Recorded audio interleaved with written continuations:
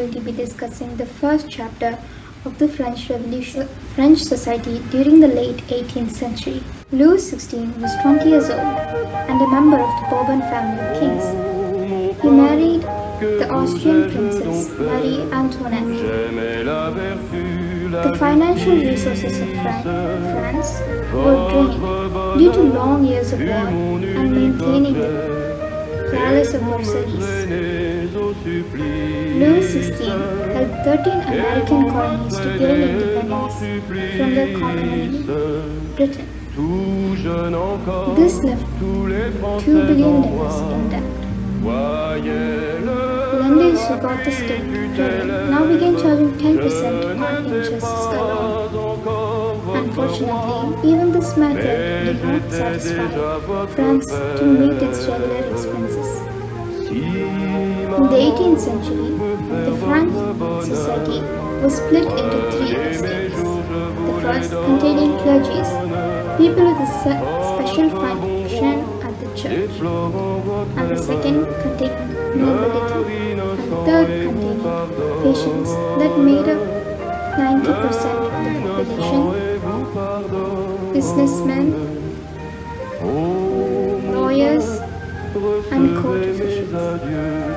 The estate followed the feudal system. 60% of land owned by nobles, the church, and rich members of the third estate. Only the third estate had to pay taxes. They paid direct tax, which is called theatre, or indirect tax from everyday consumptions like salt or tobacco. The patients of the third estate were obliged to work for the Lord, serve the army, or participate in building roads.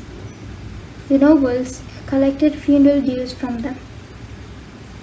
During the French Revolution, the tax had to be paid only by the third estate, and the estate were based out of jobs. So I started wondering, how does India deal with taxes? Are there any rules that separate people paying taxes and people that don't? India pays taxes according to the income of people. People whose income is above 5 lakhs will have to pay taxes, while if you have income that's less than 5 lakhs, you wouldn't have to pay taxes. Thank you.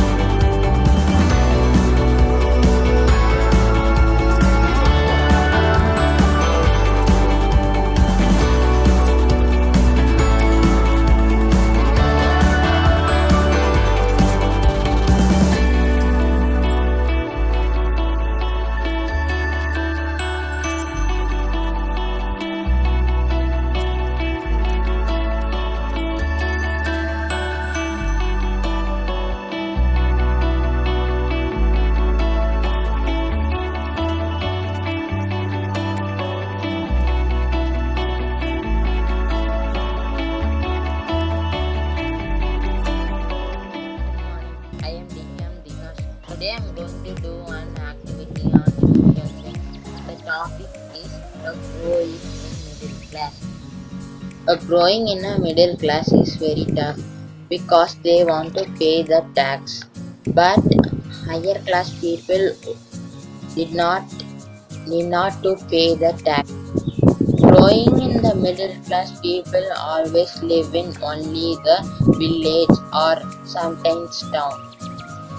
For that they have an revolution.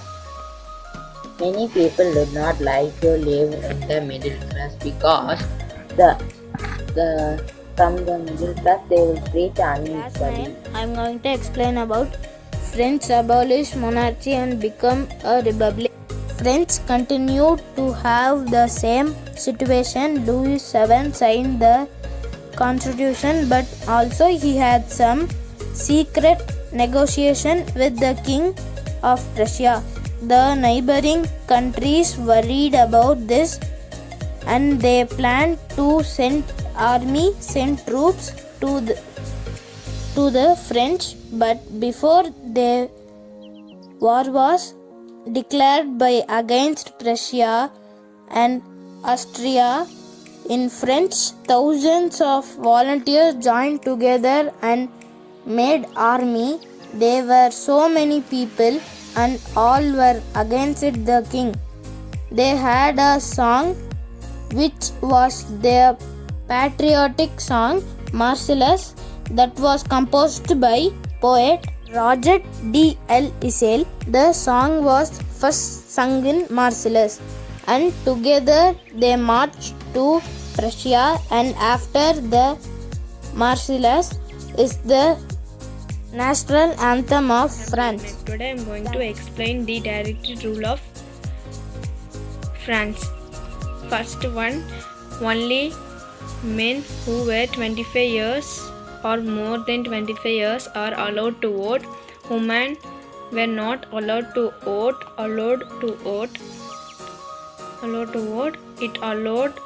It allowed laws to be constituted in the National Assembly, which was indirectly elected. And now I am going to tell about the directory of rule in France was the 5-member commission which directed France from 1795 when it substituted the Public Safety Committee. On 9th November 1799, it was abolished by Napoleon Bonaparte in the Revolution of 18 February and substituted by the French Constitution. The topic on did women had a revolution in the French Revolution. As per the French Revolution, women participated in virtually every aspect of the French Revolution. But their participation almost always proved controversial.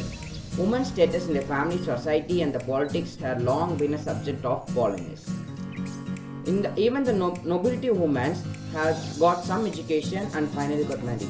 But the women in the third estate has to work as a labor or a launderer or seamstress to run their family. In the 18th century, the writers of the Enlightenment most often took traditional stance on the woman question. They viewed women as biologically and therefore socially different from men, destined to play domestic roles inside the family rather than public political ones. Among the many writers of the Enlightenment, Jean-Jacques Rousseau published the most influential work on the subject of women's role in the society. In his book Emily, he described a vision of an ideal education for women. Women should take an active role in the family. Rousseau insisted by breastfeeding and educating their children, but they should not venture to take active position outside the home. Rousseau's writings on education electrified his audience, more male and female. He advocated greater independence and autonomy for male children and emphasized importance of mothers in bringing up children. But many women objected to his insistence that women did not need serious intellectual preparation for life. Some women took their place for education into the place. But in the present situation in India of women, in Indian society, women are traditionally discriminated against and excluded from political and family related decisions. Despite the amount of work women must do on a daily basis to support their families, their opinions are rarely acknowledged or their rights.